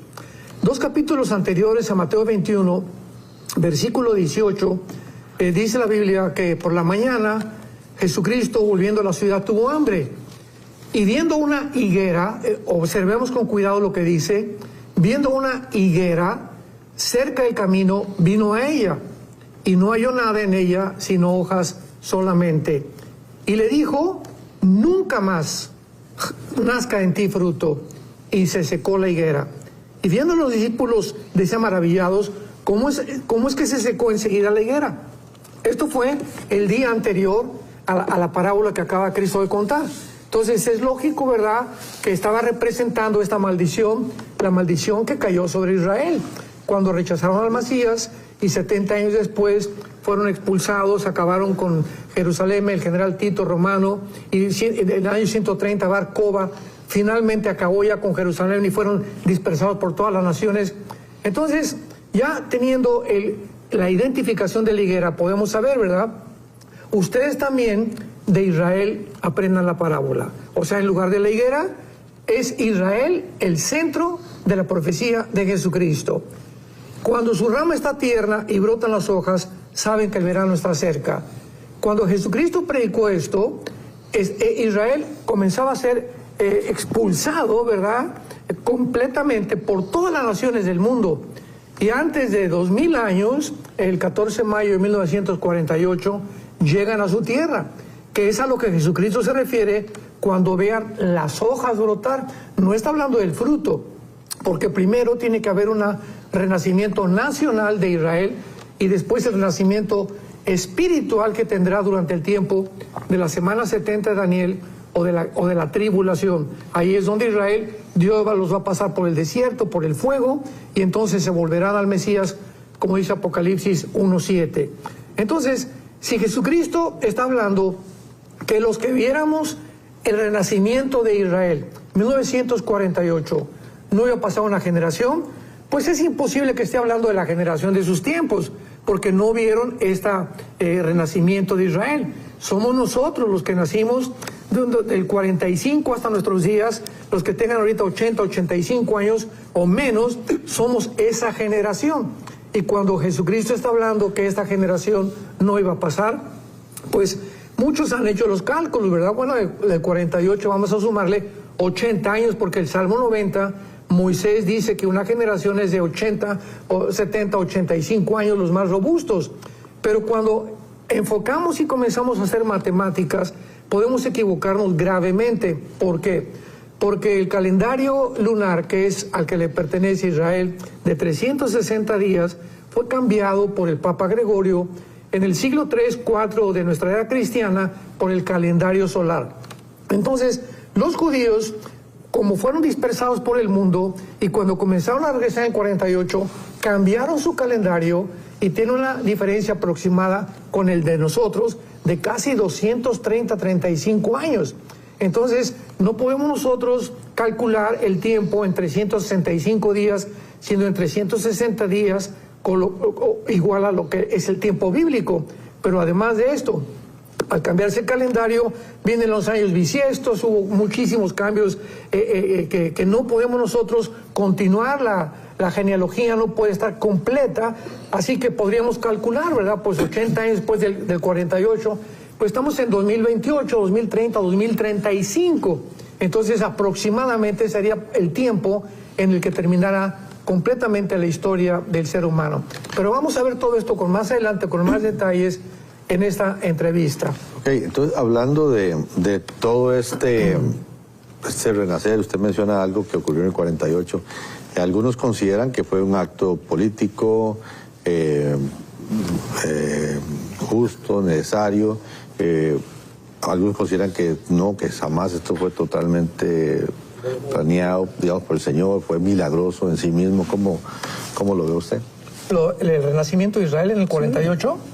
Bueno, los que digan que fue producto de las Naciones Unidas o los que digan que fue un accidente, ¿cómo pueden explicar que en un día, llegan el 14 de mayo de 1948, ¿cómo pueden explicar que el 15 de mayo, o sea, 4 o 5 horas después de que David Ben Gurión fue elegido como primer ministro, ¿cómo pueden explicar que los hayan atacado? ¿Quién pudo prever que las naciones árabes ya estaban armándose y esperando que se declarara Israel independiente para poder atacarla?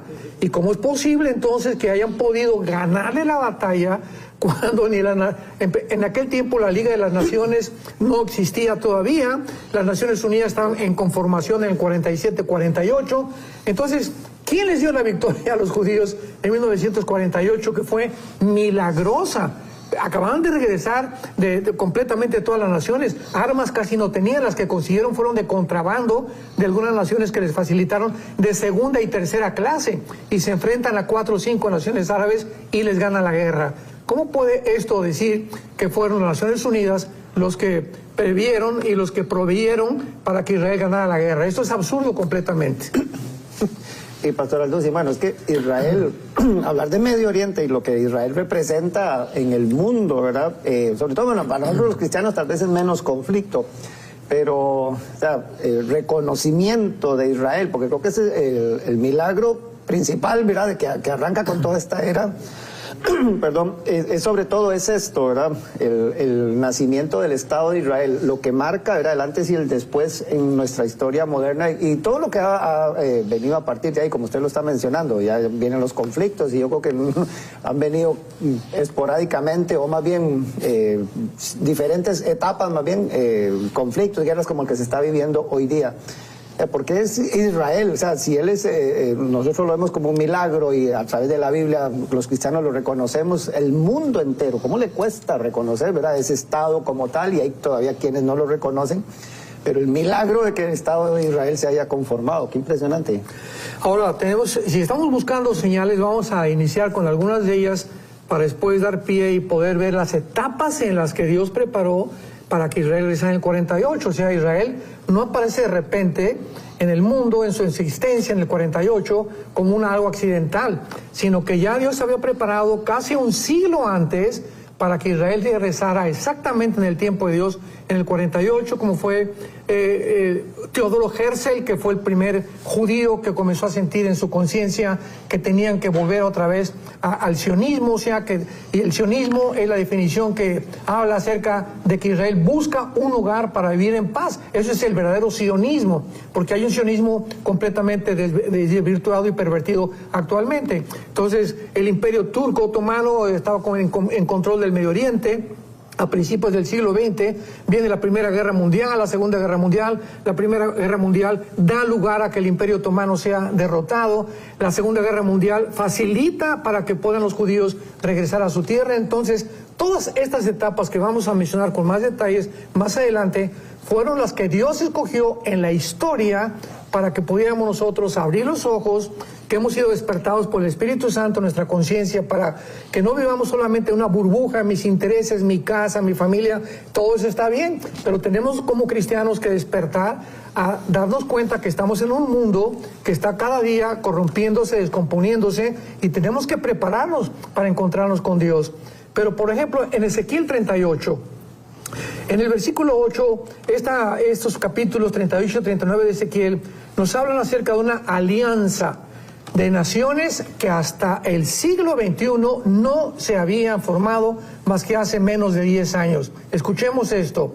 Hace 2700 años se menciona una alianza de naciones que nunca en la historia se habían unido, que nos muestra claramente que cuando esta alianza fuera formada, pues esta invasión profetizada en Ezequiel 38-39 está a punto de llevarse a cabo. Pero vamos a ver los detalles tan grandísimos y tan minuciosos que el Espíritu Santo describe en esta profecía. Dice Ezequiel 38, versículo 8, específicamente: de aquí a muchos días serás visitado. Al cabo de años, esta frase, al cabo de años, Aharit o Asharit, Shané, es el término que se usa con Asharit Yom en todo el libro de Daniel y en todas las profecías del Antiguo Testamento para hablar de los últimos días de Israel. Tenemos que diferenciar aquí a Israel de la iglesia, porque la iglesia termina en el arrebatamiento y los últimos días de Israel son en la gran tribulación. Así que son dos últimos días para la iglesia y otros últimos días para Israel. Es muy importante esta separación. Al cabo de muchos días serás visitado y vendrás a la tierra salvada de la espada, recogida de muchos pueblos. Observemos que esta profecía se hace cuando Israel no había sido todavía expulsada de su tierra. Esto lo hace casi 700 años el profeta Ezequiel. Vendrás con una tierra que va a ser salvada y que vendrá una tierra que al cabo de años va a ser recogida. O sea, se está profetizando ya casi con 2700 años que Israel iba a ser expulsado, pero iba a ser recogido. Entonces, para que esto se cumpliera, tendría que cumplirse la profecía de Ezequiel, y por eso sabemos que nos encontramos en este tiempo de Ezequiel. A continuación dice: recogida de los pueblos a los montes de Israel, que siempre fueron una desolación. Profetiza Ezequiel que cuando regresara Israel, la tierra de Israel iba a ser un desierto, una desolación. No había un solo árbol plantado. Y en 1950, 51, 52, entre 2 o 3 años, plantaron 6 millones de olivos los judíos. Ahorita hay más de 35 millones de olivos plantados en Israel. Vean todos los detalles tan minuciosos que el Espíritu Santo nos muestra.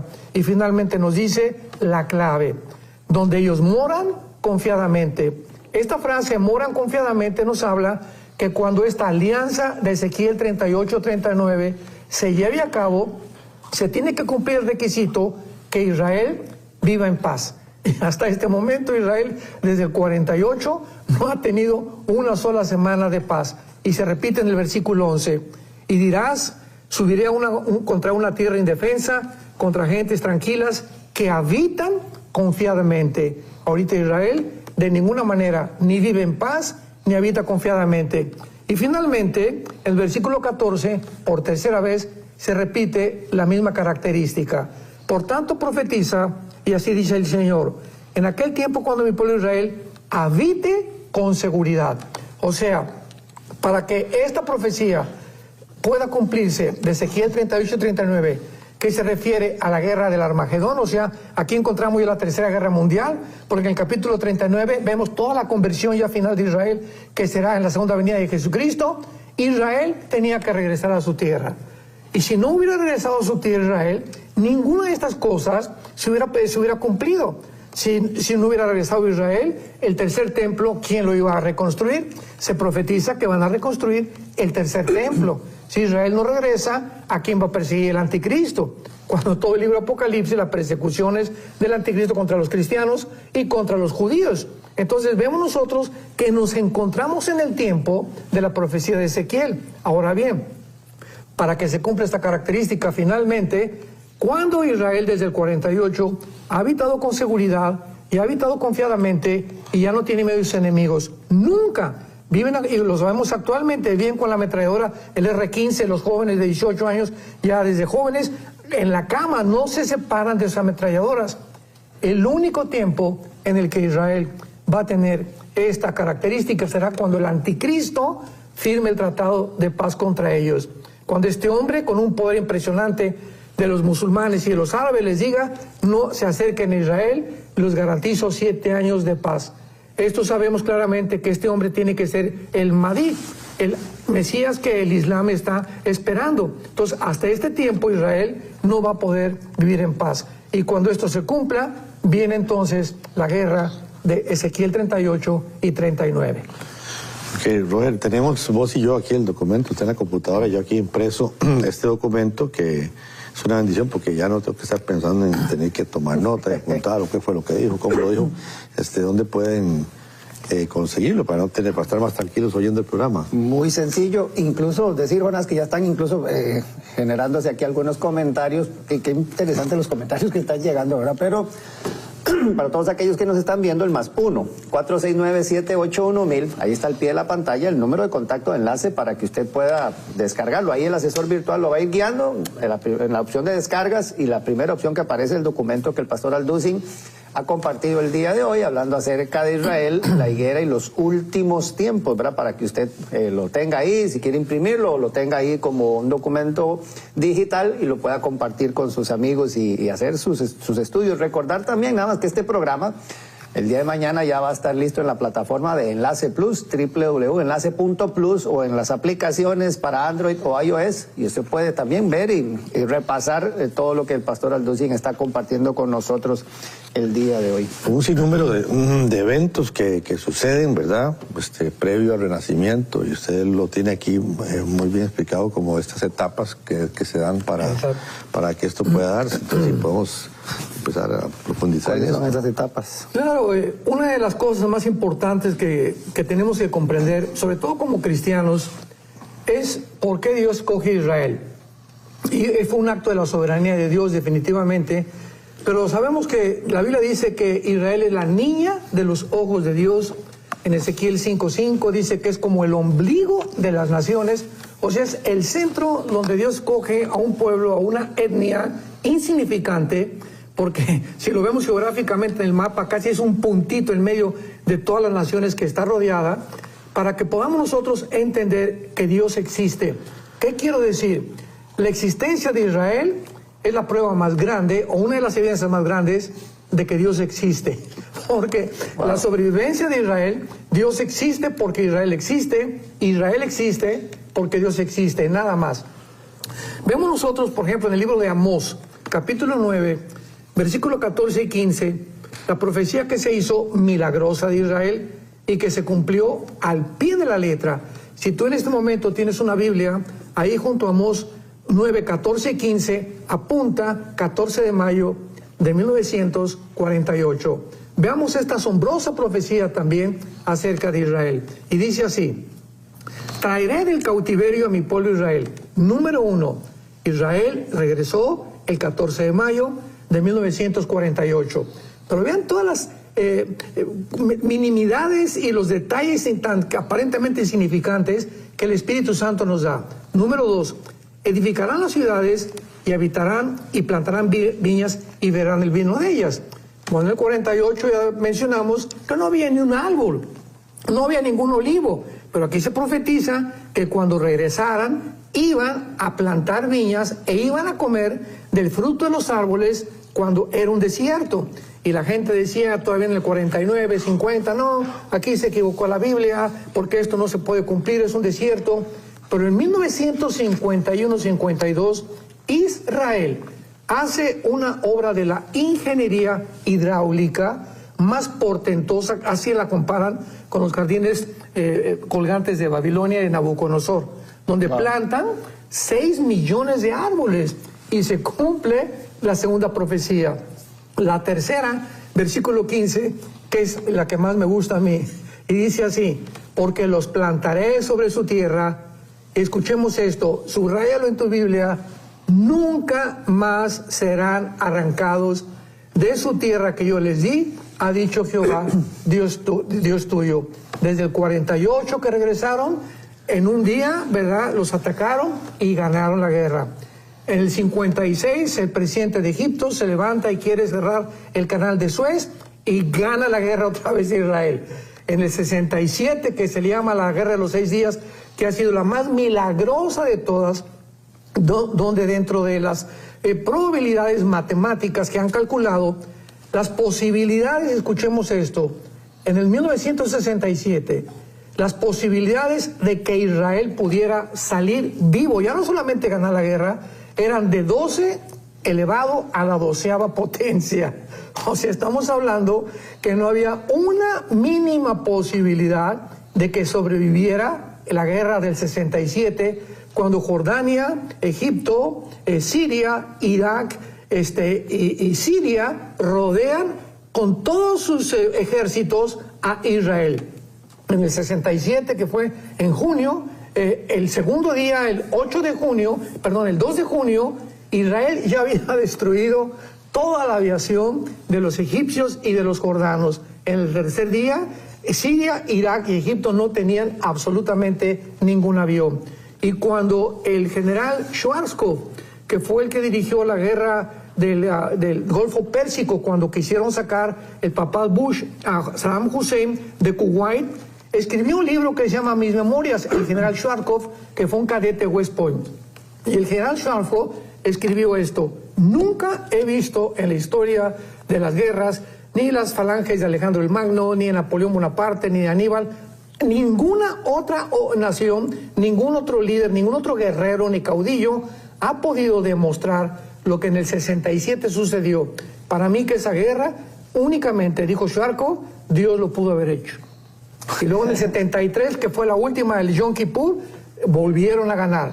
O sea, estamos hablando de 4 guerras que Israel ha ganado milagrosamente. Y ahora, en este tiempo que estamos viviendo, en octubre de 2024, acaban ya casi de deshacer a Hamas, están atacando a Hezbollah, a los Hutis de la península ibérica, ya casi los terminan, y vemos de qué forma Dios nos ha mostrado a través del tiempo que esta nación, completamente pequeña, como un puntito en medio de toda esta, más de 35 millones de árabes, ha sobrevivido.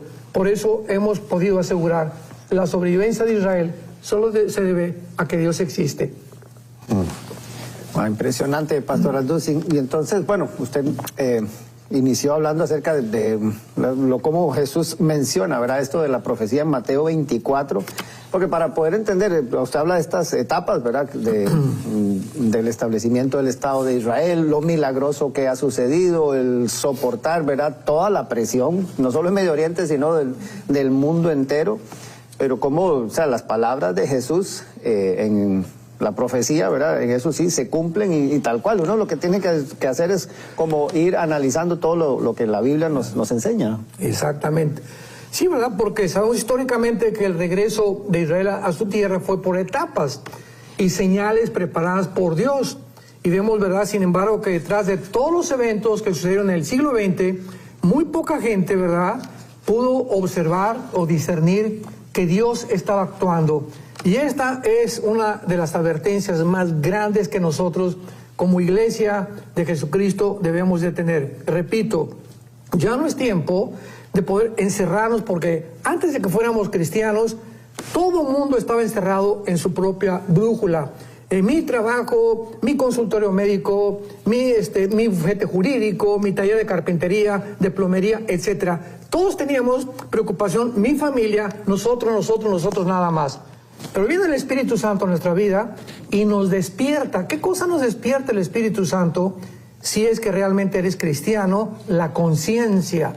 La conciencia de abrir los ojos y darnos cuenta que estamos en un mundo caído, que vamos solamente de paso, que somos peregrinos, que ya no tenemos que ponerle mucho énfasis a las cosas materiales, que ya no tenemos que ponerle mucho énfasis a las preocupaciones, que Dios quiere que vivamos en paz, confiando en sus promesas. Pero más importante, nos despierta la conciencia del Espíritu Santo a los eventos que están sucediéndose a nuestro alrededor. ¿Con qué propósito? para que sepamos, Dios no quiere que vivamos ignorantes, que ya estamos al final de la historia, que el mundo está en la orilla de un precipicio y que si no despertamos a esta conciencia y acabamos de cumplir la comisión que se nos dio de predicar el Evangelio al mundo entero, de hacer discípulos, bautizándolos en el nombre del Padre, del Hijo y del Espíritu Santo, como iglesia vamos a fracasar. Y para ello, pues tenemos que tener conciencia de las profecías, cosas que se han abandonado ya hace más de 50 años. Todavía a principios del siglo, ¿verdad? Había Lewis Perry Sheffield, el que fundó el Seminario Teológico aquí de Dallas, John Balbus, los grandes teólogos que entraron a la escatología y comenzaron a rascar y a ofrecernos las evidencias de la Biblia de que debemos de poner atención a la palabra profética más segura, a la cual haríamos bien en estar atentos hasta que Cristo regrese.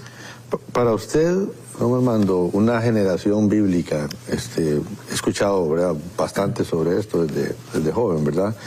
Para usted, ¿cuántos años son? Sí, en la Biblia hay varias generaciones. Por ejemplo, en Génesis 15, Dios le dijo a Abraham que después de 400 años, aquí en ese tiempo una generación era de 100 años, porque todavía vivían mucho más tiempo los seres humanos. El último que vive más de 100 años es Josué. Moisés 120 años, Josué casi llegó a los 110, 115 años. Y de ahí en adelante Moisés escribe el Salmo 90 para decir ya de una vez y claramente una generación es aproximadamente de 80 a 90 años o 85 los más robustos. Entonces una generación bíblica es aproximadamente de 80 años, bíblicamente. Y cuando se hablaba que eran 40 años pensando en los 40 años que andaron en el desierto y todo eso que también, por eso creo que el tema de cuando algunos empezaron a hacer como, cálculos que decían, bueno, una generación tiene 40 años, no, que ahora son 80, entonces ¿cómo interpretar eso también a la luz de las Escrituras? Bueno, también nos acordamos que cuando salieron del desierto, pues murieron antes de tiempo, porque el propósito de Dios era llevarlos a Canaán, a la tierra de Canaán, ¿verdad? Pero se rebelan, murmuran, quejándose de todo, y por qué no regresamos a Egipto, y toda esa generación, dice 1 Corintios 10, todo lo que les sucedió fue para nuestro ejemplo, para que no repitamos lo mismo que ellos. Entonces había generaciones que estaban muriendo de 40, 50 años, bien jóvenes, y la generación que pudo entrar a Canaán es la segunda generación, la que realmente obedeció a Dios. Correcto. Con esto de las etapas, Pastor Alducin, nuevamente recordar que este documento es bien amplio y tiene mucha información. Yo a usted le recomiendo que lo pueda descargar. De hecho, ya hay que aquí mis compañeros de la comisión ya lo descargaron, ahí ya lo tienen, ¿verdad? Así que gracias por avisarnos. Pero el documento de Israel, la higuera y los últimos tiempos, usted lo puede descargar ahí en el +1 469 781 1000. Y ahí en descargas, el primer documento que aparece y usted téngalo. Y de verdad que es apasionante poder estudiar también de estas cosas. Y hay mucho versículo bíblico, Pastor Alducin, que eso es lo importante. La quinta etapa, esta quinta etapa que usted pone aquí, ¿verdad? Que creo que es muy importante también poder analizarla. Bueno, te brincaste. Como usted las mencionó, que las etapas, yo pensé que ya la quería. Te brincaste la cuarta, ¿no? Bueno, perdón. Es muy importante, ¿no? Pero sí, estas etapas son muy importantes porque vemos claramente la forma como Dios a través de la historia está obrando. O sea, no hay nada, las guerras que han sucedido, las revoluciones que han llevado a cabo, todo lo que ha pasado en el mundo, no hay nada coincidencial, no hay nada accidental, ¿verdad? La naturaleza no tiene conciencia. Hay un mundo invisible detrás de maldad y hay un mundo donde Dios está al control de todas las cosas y a través de estos eventos Dios nos está mostrando su completa dirección. Pero mire, por ejemplo, en Lucas 21 encontramos la cuarta etapa, Roger, que es muy, muy importante, y esta es preciosa porque cuando Israel llega en el 48, el Imperio Otomano Turco ya estaba en posesión de todo el Medio Oriente. Viene la Primera Guerra Mundial y entonces los ingleses, el general Allenby, derrota al Imperio Otomano Turco. En 1917 se hace una declaración que se llamó la Declaración Balfour, donde ya los ingleses, en lugar del Imperio Otomano, toman el Medio Oriente. Escuchemos esto. Si el Imperio Otomano no hubiera sido derrotado después de la Primera Guerra Mundial, pues no hubiera sido posible que Israel regresara. Entonces tenía que haber esta guerra mundial para que a través de ella Alemania y Francia derrotaran a las demás naciones y pudieran, Alemania principalmente, y pudieran los ingleses derrotar al Imperio Otomano, cosa que duraron 500 años el Imperio Otomano desde el siglo XIX, que nadie podía sacarlos del Medio Oriente. Entonces ya son fuera del Medio Oriente ellos, y entran los ingleses y reparten el Medio Oriente, los ingleses, entre 1935 a 1950, el Medio Oriente estaba en manos de los ingleses y ellos repartieron el Medio Oriente. Pero veamos nosotros que las naciones, esto es increíble, que rodean a Israel, Jordania, Irak, Siria, Egipto, el Líbano, eran naciones que todavía no tenían una ubicación geográfica. En el Antiguo Testamento aparecen con nombres, por ejemplo, Irán aparece con nombre de Persia, y Babilonia es actualmente Irak, etcétera, etcétera. Pero veamos lo que dice Lucas 21, versículo 29. También les dijo una parábola. Mirad la higuera, otra vez, miren a Israel y todos los árboles. Esto no aparece en Mateo 24, 32 a 34. Miren también los árboles. Cuando ya brotan, viéndolos saben por ustedes mismos que el verano está cerca. Esto es increíble porque si Israel es representado por un árbol que es la higuera, las naciones a su alrededor también son representadas por árboles, como lo dice el libro de los Jueces, capítulo 9, que se menciona la vid, se menciona la higuera, se menciona todos los árboles principales de Israel, representando personas y representando reinos. Y veamos lo siguiente, nosotros sabemos claramente que todas las naciones que forman Israel alrededor se formaron cuando los ingleses las repartieron del 35 al 50. O sea, Israel llega a un lugar geográfico donde todo alrededor estaba organizado y planeado por Dios. Porque cuando Israel surge, se le avientan encima las naciones y Dios permite que sea atacado a su pueblo, el que él ganó, ¿verdad? Y él rescató de Egipto, porque los judíos es el primer grupo de esclavos liberados que propagan en el mundo occidental lo que es la democracia, lo que son los valores morales, lo que es la ética. Todavía los atenienses que se jactaban de que la democracia, tenían más de 30,000 esclavos los atenienses, o sea, y llega la Biblia para poder demostrarles a todo el mundo que los valores más importantes para Dios es en la familia y en las naciones. Entonces, cuando esto sucede, Dios nos muestra claramente, estoy con ustedes. ¿Se acuerdan lo que leímos en Amós 9:15? Nadie los va a arrancar. Nunca más serán arrancados. Pues no los arrancaron en el 48, 56, 67, 73. Y en el 75, cuando ya se cansó Yasser Arafat de que ya no podían las guerras contra los judíos, ¿qué hicieron? Pues formaron la Organización para la Liberación de Palestina, y Arafat era discípulo de Husseini, uno que ayudó a Adolfo Hitler y a los nazis. Husseini ayudó a los Hitler para perseguir a los judíos. Acaba la Segunda Guerra Mundial y Husseini continúa el antisemitismo en contra de los judíos porque sobrevivió a la Segunda Guerra Mundial y se encuentra en Egipto a Yasser Arafat. Lo convierte en su discípulo y forma realmente la Organización para la Liberación de Palestina, y se forma Al-Fatah, la Autoridad de Palestina, que entrena a Hamas, porque los palestinos saben, no, si tenemos un gobierno civil, nuestro sueño de exterminar a Israel nunca se va a cumplir, que fue la promesa de Husseini, que entrenó a Arafat. Y entonces los israelitas comienzan a darse cuenta que se comienzan a formar grupos guerrilleros y van a tener Israel que a pelear desde el siglo pasado, a finales del siglo pasado, la guerrilla que se llama urbana, la guerra urbana, que es una guerra en la que tú no peleas uniforme con uniforme. En la Segunda Guerra Mundial había los alemanes de negro, los gringos de verde con los ingleses, etcétera, etcétera. Pero esta es una guerra donde ¿cómo puedes pelear con alguien que está vestido de civil? Claro. Y los comienzan a acusar que están matando civiles. No, y sobre todo el tema de los conceptos. Hemos escuchado, ¿verdad? Se han puesto sobre la mesa muchos conceptos. Usted menciona esto de la conformación del Medio Oriente y menciona la palabra Palestina, ¿verdad? Como se reclaman los derechos de Palestina, cómo se reclaman los derechos, ¿verdad? Incluso lo de la Franja de Gaza, Cisjordania y todo esto, porque dentro de la conformación de este Medio Oriente, ¿cómo empatamos esto? Franja de Gaza, Cisjordania, la palabra Palestina, ¿verdad? Que Israel también está inmerso en medio de una guerra hasta de conceptos en ese sentido. Así es, o sea, nunca jamás en la historia ha habido una nación llamada Palestina.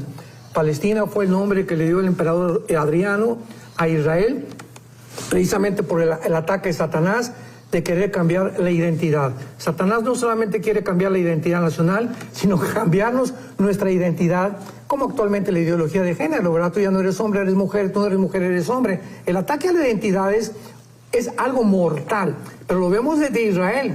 No, ya no se van a llamar, ahora vamos a poner Palestina.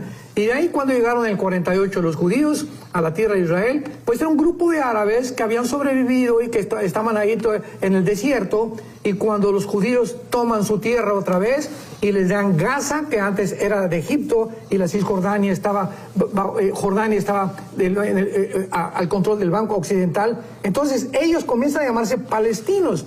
Pero realmente la palabra palestinos, ¿verdad? Viene de fileo, en el griego, que significa los filisteos. Y la zona de Gaza, que actualmente ocupan los palestinos, eran los filisteos donde Goliat y sus hermanos vivieron. Así que pues es un concepto completamente equivocado creer que los palestinos es un grupo, son árabes que tienen el nombre de palestinos, pero son árabes. Ok, entonces ahora viendo el documento aquí, nos falta la quinta y última etapa. La que yo me adelanté, ahora sí. La última etapa, bueno, la última etapa, ¿verdad? Llegan a Israel, y que no es coincidencia tampoco que se comiencen a formar las Naciones Unidas, que llegan y dicen, no, pues ahora sí vamos a evitar las guerras y vamos a tener una convergencia de naciones alrededor del mundo y vamos a evitar las próximas guerras nucleares. Cosa que en el 52 Rusia, la Unión Soviética, explota la primera bomba de hidrógeno, y luego en el 57 viene la primera plataforma espacial, en el 69 llegamos a la Luna, y así vemos cómo el mundo comienza a desarrollarse confiando en un grupo que se llama las Naciones Unidas, que ahorita, en el siglo XXI, es la organización más antisemita que existe, en contra de la familia, en contra de Israel, en contra de todos los valores que están en la palabra de Dios, tanto igual que la Organización Mundial de la Salud. Así que se forma entonces en el 57 el Tratado de Roma, donde un francés, Jacques Delors, comienza a pensar en que Europa tiene que estar unida, y se forma el Tratado de Roma en Italia, y comienza Europa a volver otra vez a unificarse. Ahorita pues ya es la Unión Europea grandísima, casi 30 naciones, pero esto estaba profetizado también, porque el gobierno del anticristo tienen que ser 5 naciones del Oriente y 5 naciones de Europa, y cuando digamos nosotros que se forma un G10 en el mundo, 5 naciones de Europa con 5 en el Oriente, que se unan para formar un G10, o la última forma de gobierno mundial. De una de ellas, dice Daniel 7, surge el cuerno pequeño, que es el anticristo. Así que esto era importantísimo también, y vemos ahora todas las etapas a través del siglo XX, desde el siglo XIX con Theodor Herzl, cómo Dios está al control de la historia, y nunca más, jamás, nadie arrancará a Israel de su tierra. Aun cuando Cristo regrese, no van a estar en su tierra, y ahí vamos nosotros a vivir en Jerusalén por mucho tiempo.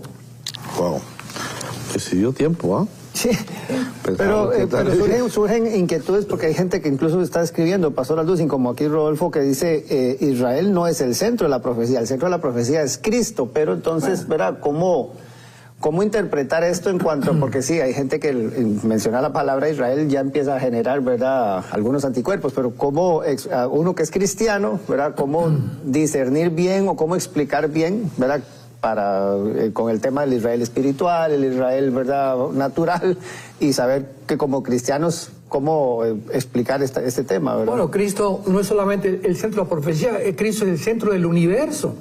La razón por la cual el universo existe es por causa del Hijo de Dios. Antes de que Dios formara nada, ni siquiera los ángeles, ya en su mente existía la cruz. Entonces Dios ya tenía la salvación desde antes de que Él creara absolutamente nada. Cuando hablamos de que el centro de la profecía, estamos hablando nacional e históricamente. Y el centro, claro, que la Biblia es Jesucristo, ¿verdad? Porque Él es el Salvador. El propósito por lo cual estas escrituras fueron desarrolladas y transmitidas a nosotros fue precisamente para poder comunicarnos la historia más grande jamás contada del amor de Dios. No es que está en la cruz. desechado, o sea, mismo Jesús habla de, Sí. cuando a la samaritana que la salvación viene de los judíos y luego Pablo a los romanos dice, ha desechado Dios a su pueblo, en ninguna manera, o sea, la historia en cuanto a Israel continúa, no podemos decir punto y aparte, se acabó y ahora no es Israel, ahora somos cristianos, olvídese de Israel, ya eso, no, o sea, tenemos que entender y como usted bien lo apunta, visualizar muy bien los eventos que están generándose alrededor del Medio Oriente por la profecía bíblica. Exactamente. Me gusta esta, dice Elías Campos, dice, admiro al pastor Alducin, pero en la posición escatológica no la comparto. Veo más coherente el amilenialismo.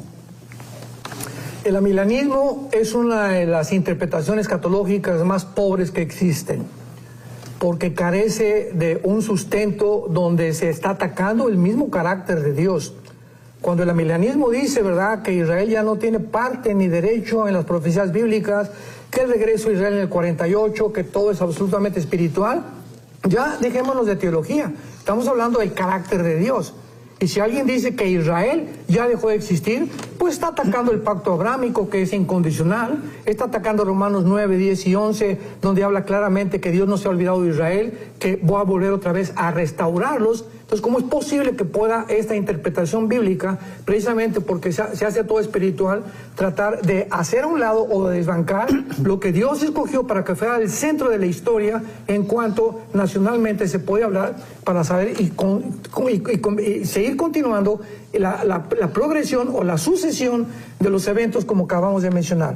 Entonces, el milanismo, ¿verdad?, tristemente es una de las interpretaciones más pobres escatológicas que pueden existir. Sí, pero don Elías Campos lo admira y a lo que voy es que es bonito en la iglesia, ¿verdad?, que aún existiendo, porque yo estoy seguro que los sentamos a ustedes dos, sería muy bonito, ¿verdad? A mí me gustaría escuchar Cuando guste, con mucho gusto. Sí, no, ¿verdad que sería bonito? A mí me gusta aprender y ver las diferentes posiciones, pero digo yo, posiblemente si nos ponemos a ustedes dos a hablar sobre la palabra, quizás solo en ese detalle estarán viendo la cosa diferente. Estoy seguro que en todo lo demás de la palabra, de la sangre somos de Cristo, hermanos, claro. ¿verdad? Entonces, qué bonito dice, lo Claro. respeto, lo admiro, lo admiro, o sea, él lo admira, ¿verdad? Pero en esa Formas parte... diferentes de ver la palabra. Y hablando de formas diferentes, Pastor Alducin, aquí Mario hace un comentario también, dice con todo respeto, el mandamiento dice, no matarás. ¿Por qué justificar el uso de armas? O sea, no se justifican, pero, o sea, uno ve el tema de las guerras, ha sido parte de la historia de la humanidad siempre. Bueno, es que hay dos palabras en el hebreo para matar, es lo que tenemos que entender. Todos nuestros problemas, cuando tenemos problemas de interpretación, el problema es de nosotros, no es de Dios, y tenemos que escudriñar más la Biblia. Por ejemplo, en Mateo, en Éxodo 20, dice el versículo 13, no matarás. ¿Y cómo es posible entonces que Dios haya mandado, me preguntan, a Israel a matar y a exterminar a todos los cananitas? Bueno, es que hay dos palabras para matar, tenemos que entenderlas.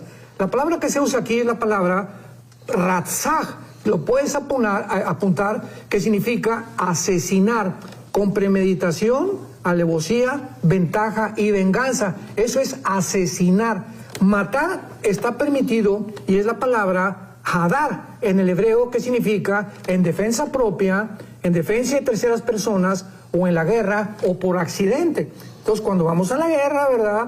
No voy a matar chinos o cualquier nacionalidad. Y si tú traes el corazón de matar a alguien porque lo odias, eso es asesinar. Pero cuando matamos en defensa propia, cuando matamos defendiendo terceras personas, si yo voy caminando por un callejón y soy policía y traigo la pistola y veo que están violando a una niña de 15 años, yo mato a los 3 delincuentes que están violando a una niña y no los asesiné, les quité la vida con el permiso de Dios. Entonces hay que diferenciar entre asesinar y entre matar. Bueno, voló el tiempo.